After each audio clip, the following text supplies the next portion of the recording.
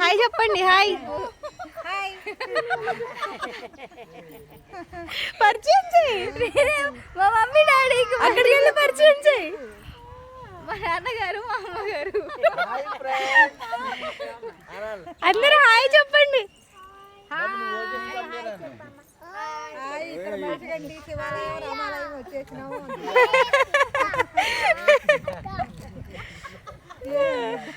యాక్చువల్గా శిరీష వాళ్ళ అమ్మ నాన్నతో లైక్ షేర్ సబ్స్క్రైబ్ చెప్పిద్దాం అనుకున్నాను, బట్ కుదరలేదు.